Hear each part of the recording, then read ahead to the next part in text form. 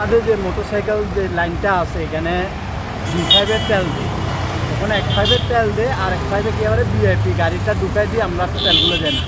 আমরা যে সকালে 8 ঘন্টা 9 ঘন্টা 10 ঘন্টার জন্য আমরা তেল পাই না। দুদিন আগে আমি গাড়ির তেলটা 14 ঘন্টা লাগে।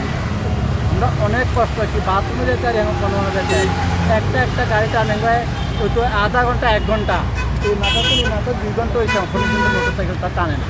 এই আপু কিন্তু টানে 2টা 3টা টাইম পরে এবারে তারা VIP গাড়িটা দিতে রাস্তাগুলো পাই না। এই তেলের যে দাম বাড়ানো হয়েছে এই বিষয়ে কিছু বলবেন কিনা? যে তেলের যে 20 টাকা বাড়াইছি এটা তো গরিব মানুষের জন্য অনেক মানে আমরা কষ্ট হচ্ছে।